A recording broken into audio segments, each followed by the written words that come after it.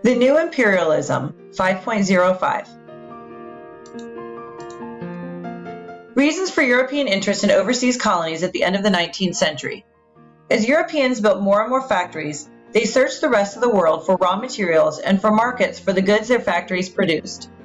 European nations were also looking for new supplies of fuel for the large modern navies they had built. Many Europeans were interested in overseas colonies because they thought they should spread what they considered their superior civilization. Imperialism and New Imperialism. The policy of action by which one country controls another country or territory is called imperialism.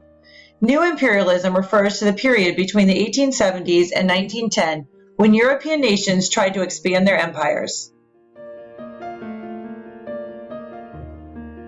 Trading and expansion.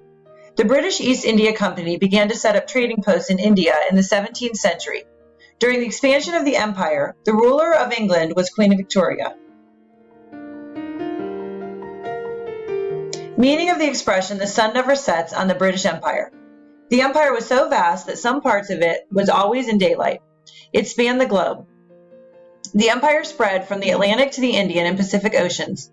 Its territories included Ireland, Canada, Australia, New Zealand, Ceylon, India, Malaya, Hong Kong, some islands of the West Indies, and large parts of Africa.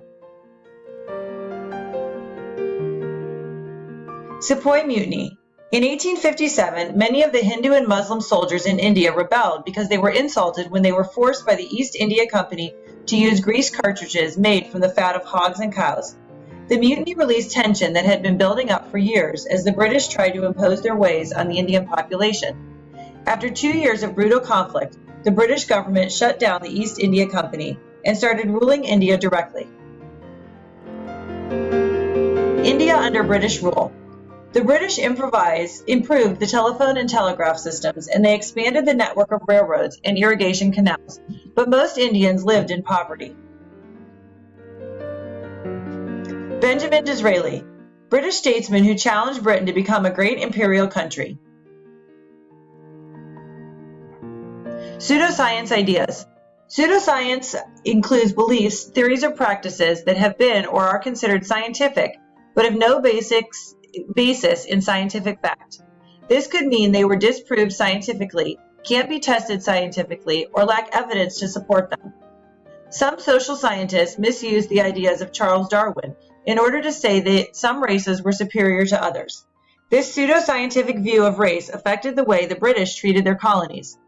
The Office of Colonial Affairs decided that Canada, Australia, and New Zealand could govern themselves to some extent because of the many colonists were of British descent. The Office of Colonial Affairs thought that India, Africa, and other colonies populated by people of different races needed to be controlled more strictly.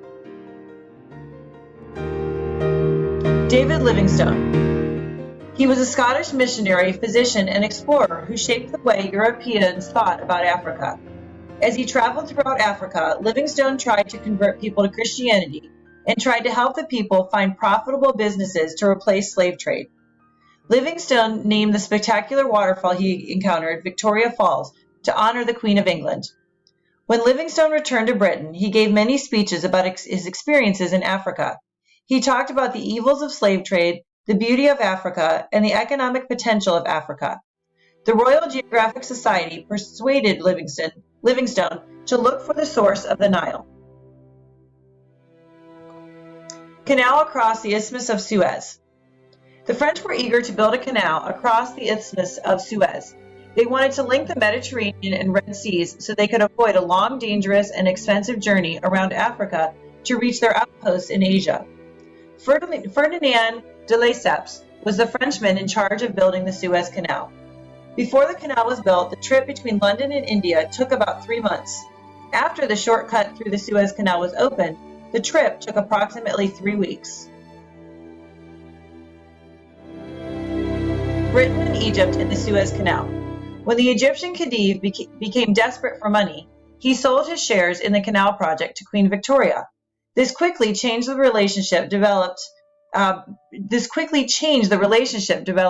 and Egypt. The British soon dominated Cairo and the rest of Egypt.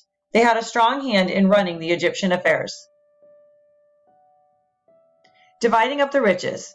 In 1877, King Leopold of Belgium declared, "We must obtain a slice of the magnifique gâteau africain, this magnificent African cake." The king was inspired by the writings of David Livingstone. King Leopold saw a great opportunity for Europeans to spread their civilization, and he wanted Belgium to claim some of the raw materials he saw in Africa. What role did the Africans play in the 1884 and 1885 conference about the future of Africa? None. The Africans were not invited to the conference.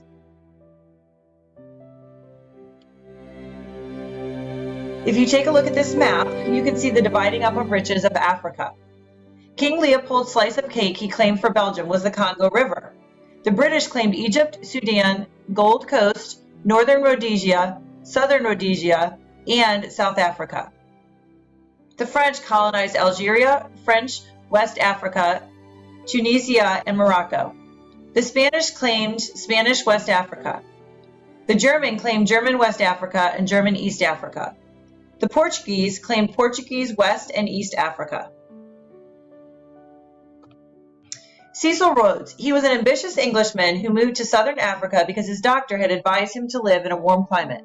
He devoted himself to expanding the British Empire and getting rich. Rhodes invested in the diamond and gold industries. He dreamt of expanding the British Empire, so he used his personal army to conquer a vast region in Africa. He named it Rhodesia. Ethiopians, Liberians, and Italians. The Ethiopians were able to drive out the Italians, but the Italians succeeded in colonizing other areas of northern Africa. In all of Africa, only Liberia and Ethiopia remained independent. Why were the Europeans able to gain control of nearly the entire African continent? The Europeans had advanced weaponry such as machine guns and repeating rifles. They had railroads and steamships that could be used to move troops and raw materials quickly. They could communicate rapidly by telegraph and telephone. Dividing up the riches in Asia. In 1914, the British controlled India, Ceylon, and the Malay states. Australia's color is deceiving in this map. It's not part of Britain rule. France controlled Indochina.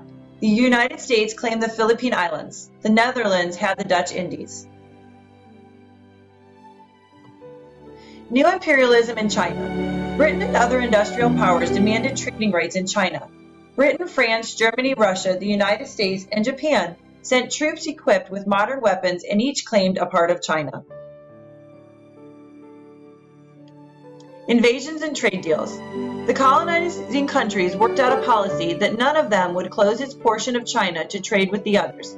The policy was known as an open door policy. Rebels in China tried to end Western domination in the Boxer Rebellion. The industrialized nations crushed the rebellion with their superior weapons, and foreigners continued to control China. In 1853, the United States used military power to force Japan to open its doors to foreign trade. To avoid conflict, Russia and Britain marked off Afghanistan as a land to separate their empires. In the mid-19th century, the French sent troops into Indochina, which today are known as Vietnam, Cambodia, and Laos. The United States gained control of Guam and the Philippine Islands as a result of the Spanish-American War.